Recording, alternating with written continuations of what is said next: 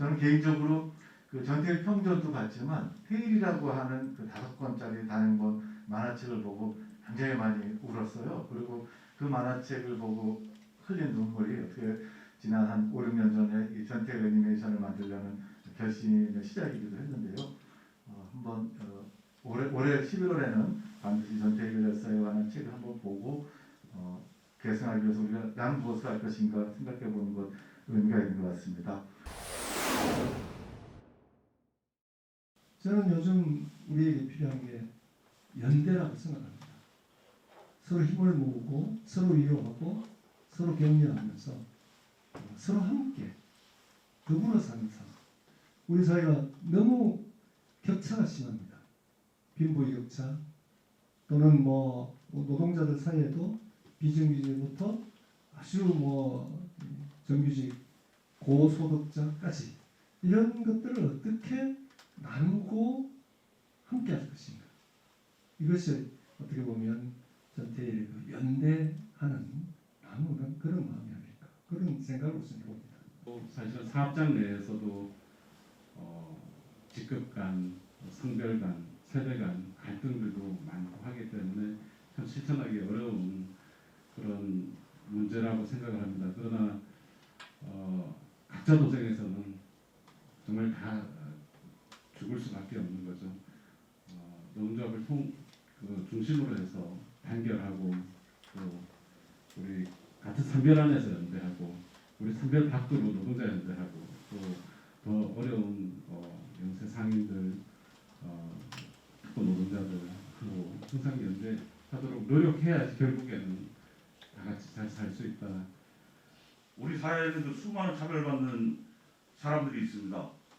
성소수자도 있고 여성, 장애인, 탈북자 수많은 그 차별받는 그런 사람들이 되는데 앞으로 그 노동운동은 노동자의 그 직접적인 원익 보호 이런 것도 중요하겠지만 이런 그 차별받는 사회적 약자들과 함께하는 게 중요하다고 생각합니다. 그래서 노동운동이 그런 사람들의 원동이 돼주고 버팀목이 돼주고 울타리가 돼주는 그런 것이 필요하다고 생각하고요. 경제적 문제에 있어서는 재벌 문제나 양극화 문제 이런 것들이 심각한데 이 한국 사회가 구조적으로 이렇게 왜곡된 데는 한반도 분단의 문제도 굉장히 큰 부분이라고 생각합니다. 그래서 앞으로 이런 문제까지 전태일 정신이 이제 좀 분단의 문제, 평화체제 구축, 평화통일 이런 쪽으로도 전태일 정신이 좀 더 크게 확장돼야 되지 않나 이런 생각을 가지고 있고요.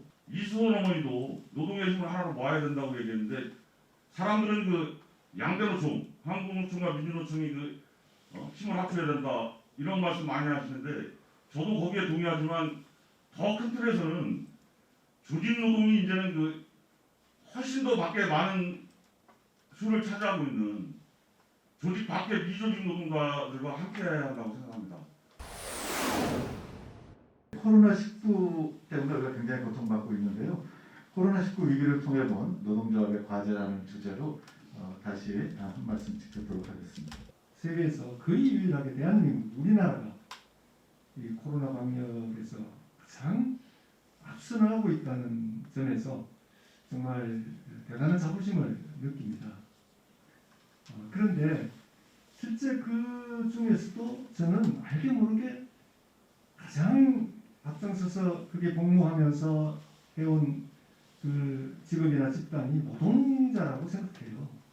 노동자들은 자기의 삶, 자기 밥그릇이 달려 있잖아요. 모든 행동이. 그 행위 자체가. 그럼에도 불구하고 그걸 양보하면서 코로나 방역이라는 큰 일에 우리가 협조하고 다 함께 했다는 거죠. 그렇지 않았더라면 정말 외국처럼 순환할 수밖에 없었다는 생각이 듭니다.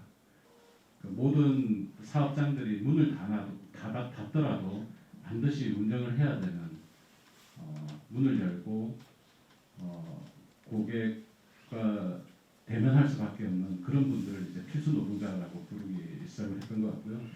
미국에서 그런 조치들이 이제 벌어졌을 때 이제 제가 기억하기로는 아마 상점들 식료품들을 이제 구입을 해야 되니까요. 상점들 하고 몇 개 사업장들은 이제 문을 닫지 않아도 되는 이제 영업을 해도 되는 그런 조치들이 있었는데 그때 이제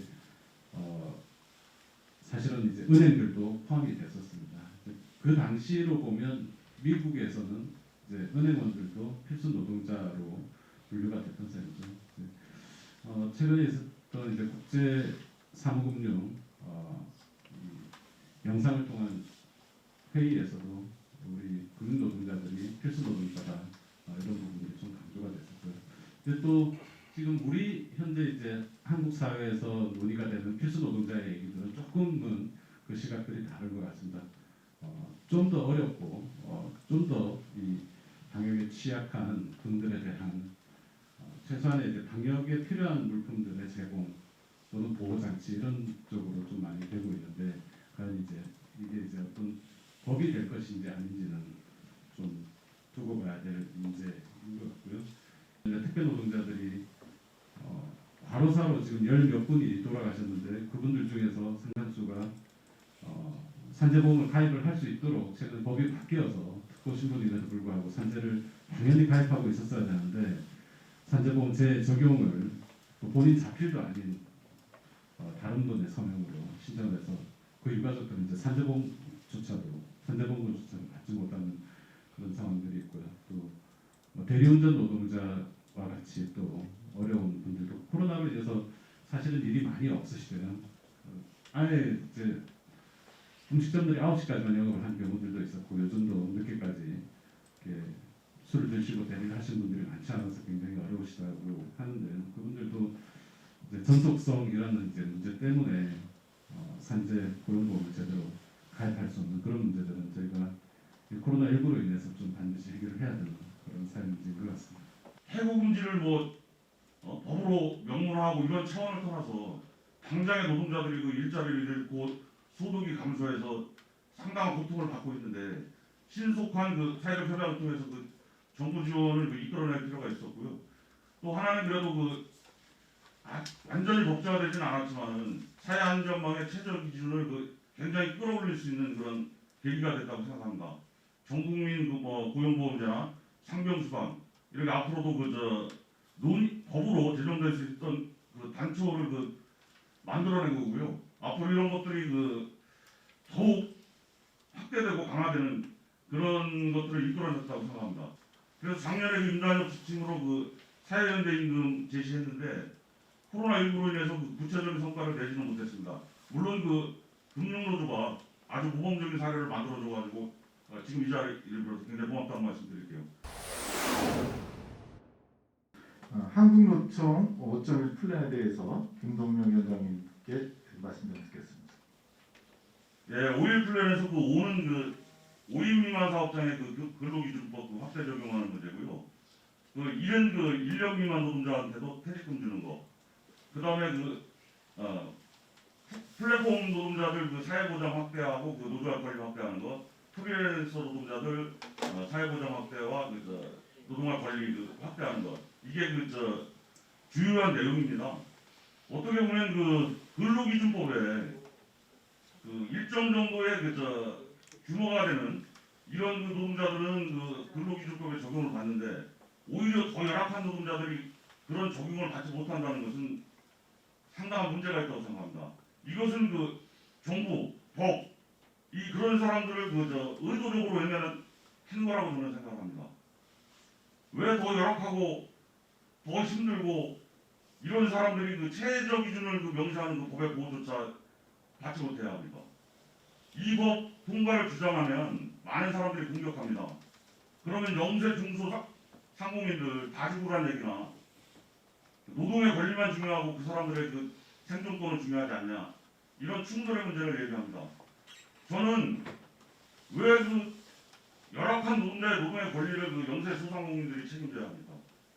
정부가 지원책 강구하고 정부가 책임 있는 자세를 통해서 그런 문제를 해결해야 하는 것이죠. 또 하나는 그 ILO 협약 기준 관련 그 정부 개정안인데요.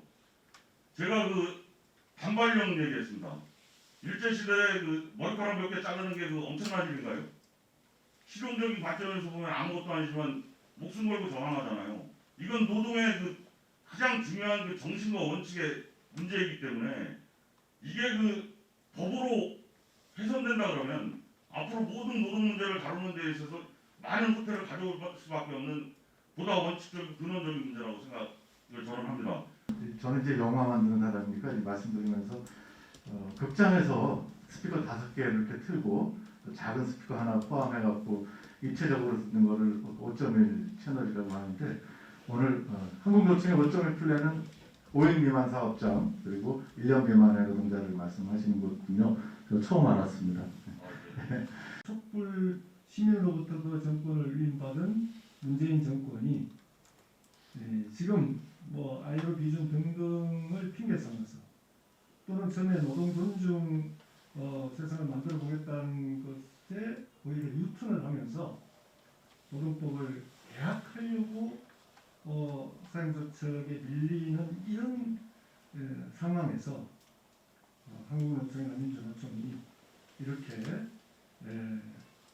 정말 아주 노동자에게 기본적인 그런 법 제정에서부터 그런 법 개정 투쟁을 벌이는 것은 아주 정말 시의적절한 전태일의 이름을 걸고 한번 해볼 만한 꼭 해야 되는 그런 일이 아닌가 생각해서 오늘 김동연 위원장 말씀 들으면서 저도 정말 좀뭐 피가 뜨거워지는 듯한 그런 느낌을 받았습니다.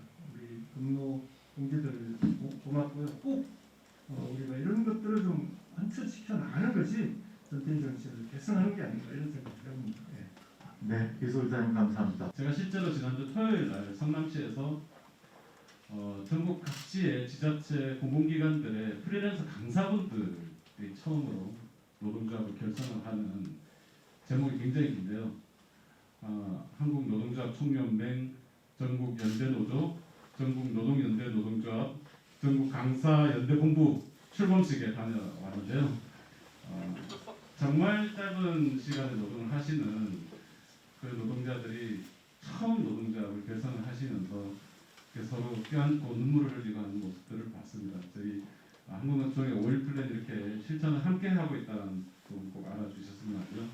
우리 주변에 많은 노동자들, 우리 은행에서 함께 근무하시는 비정규 노동자들, 미조직 노동자들이 많이 있습니다. 그분들을 또 어떻게 노조할 권리를 보장을 해드리고 노조할 길을 터줄지도 저희가 함께 고민을 좀 해야 되지 않을까 싶습니다. 아까 말씀하셨던 이제 노조법 개정안과 관련해서도 말씀을 좀 드리면 이제 누가 또 저한테 이게 무슨 계약이냐, 제가 계약이라고 했더니 뭐가 계약이냐라고 해서 그 계약이 맞는데요 라고 말씀을 드리면서 드렸던 말씀이 정부 법안이 있고 또 안호영이라는 국회의원이 내신 법안이 있는데 이 정부 법안대로 하면 당연히 저희 산별의 사업장인 SC제일은행 지부를 제가 들어갈 수가 없습니다. 그리고 올해 1월달에 우리 낙하산 투쟁 그렇게 갈차게 했던 우리 기업은행 지부에 그 천막도 설치를 못합니다. 저희가 할 수 있는 게 별로 없는데 그런 것조차 못하게 하면 그게 계약 아니고 뭐겠습니까? 라고 제가 말씀드렸습니다. 금융노조의 산별 연대임금 전략에 대해서 듣고 이야기 나누려고 하는데요. 금융노조의 연대임금의 역사는 상당히 좀 오래전으로 거슬러 올라갑니다. 저희 예전에 산별 교섭을 했던 자료들 한번 찾아보니까요. 동시에 거의 대부분 다 알고 계시는 우리 준정규직 동지들 L0, 7급이 준정규직 또는 2차 정규직이라고 불렸던 이 동지들에 대해서 항상 저희가 임금 인상률을 2배 또는 이제 2배 가까이 높게 적용을 해왔었잖아요. 그게 2004년도로 거슬러 올라갑니다. 저희 금노조의 연대임금의 역사는 상당히 오래, 거의 한 17년 가까이 짧게만 잡아도 그렇게 된다고 말씀드리겠고요. 올해 인단협에서 물론 다소의 조합원들로부터의 불만들을 아마 모든 간부 동지들께서 듣고 계시겠지만 올해처럼 힘든 상황에서 그나마 또 공공기관이 9개나 같이 있는 이런 그 단일하지 않는 이런 성격의 조직 내에서 그 정도의 임금 인상률 그리고 그 임금 인상분의 상당분 거의 절반 가까이를 비정규 노동자 또 근로복지진흥기금 출연을 통해서 우리 실직 노동자들하고 함께 하기 위해서 체결한 지난 인단협에 대해서 좀 많이 자부심을 가져주시고 우리 전 동지들께 좀 잘 홍보를 해주셨으면 감사하겠습니다. 특히 공로가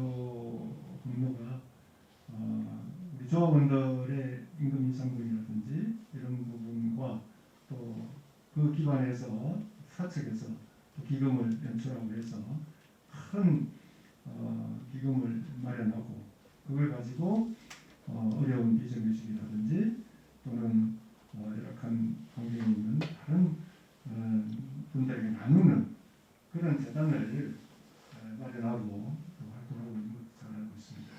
어떤 그런 정신을 계속 좀 발전시켜 나갔으면 좋겠다는 말씀을 드립니다. 올해 전태 50주기 동지들이 이렇게 뜻을 모으고 함께 해주셔서 너무 고맙습니다. 그래도 정말 우리가 그 전태일을 잊지 않고 기억하기 위해서 또 단순한 기억이 아니라 그걸 통해서 내 삶을 끊임없이 바꾸어 나가기 위해서 여러 가지 일들을 하는데요. 그중에 이런 기회를 줘서 너무나 고맙고요. 전태일 50주기 함께 힘차게 해나가도록 고맙습니다. 감사합니다. 김동결 위원장님 말씀 드리겠습니다. 임금을 나눈다는 게 쉽지 않은 결정인데 좋은 모범 사례를 만들어 주셨고요. 한국노총이 이런 좋은 사례를 전국으로 확산시키겠습니다. 제가 전국 한국노총 전국 연대노조위원장 맡았잖아요 이번에.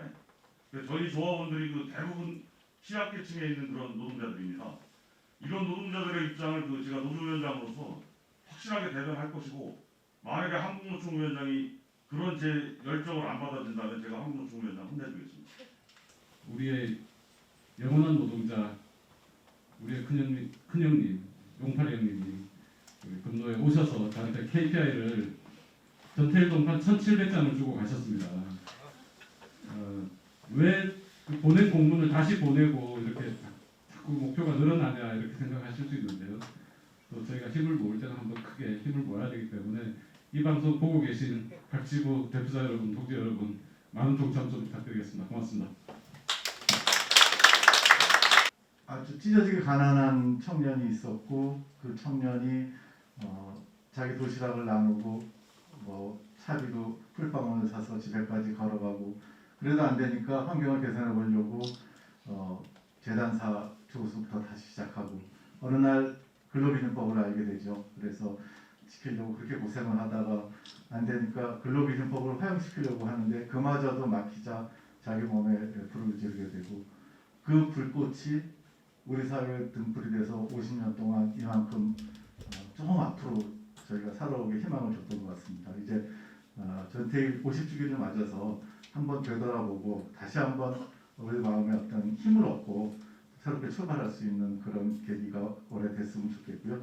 오늘 이상 이 자리를 마무리하도록 하겠습니다. 여러분 감사합니다.